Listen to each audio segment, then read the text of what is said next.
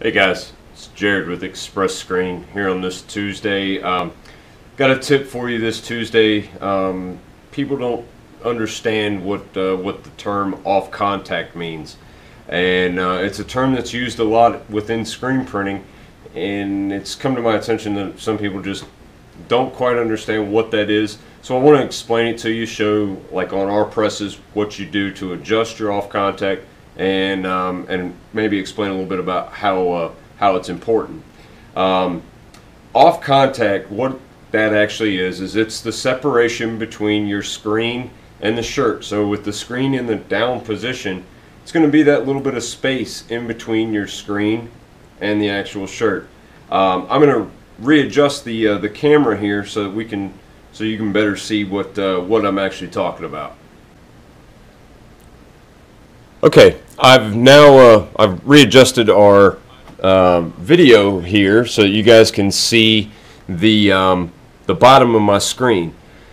So like I just talked about, the off contact itself is going to be that separation that is going to happen between our screen and the shirt. So like here it's probably about 1/8 of an inch or so, maybe a little bit higher than that. Let me set this squeegee here, and what I will do is I'm going to move our camera over and down, and that way hopefully you guys can see right in between. Okay, so there you can see that there is some space between that screen and the shirt itself. Okay. And then, like I said, this is called off contact. And the reason why that you want to have this is because if your screen is sitting directly down, as flat as it can be, against your shirt, right now I've got a Pellon down, but if it's sitting completely flat against that Pellon, there's no real place for the ink to go.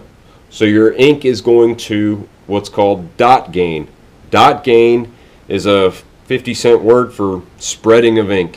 When there's no more spot for the ink to go on your garment or on your Pellon, it's going to spread sideways and it's going to give you a smushed or feathered edge look. And so you want to make sure that that off contact is just high enough. Now on our presses, which we carry the Antec line of presses, you can see up underneath the screen arm there's actually a little foot or screw with a little foot on it, and this is our off contact adjustment, and then there's a little nut on there, and that's how you actually lock it into place.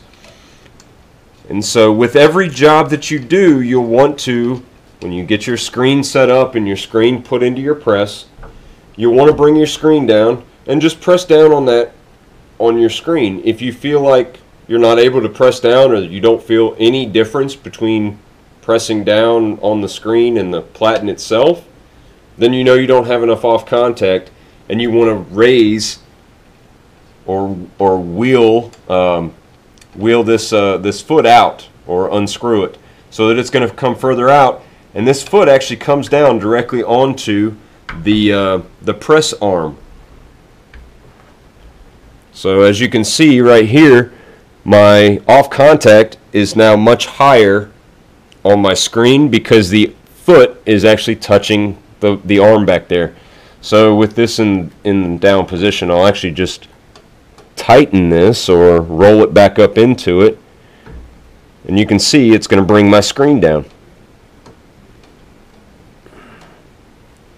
Now obviously it is easier to do this in the up position as far as your screen, but that gives you the proper amount of off contact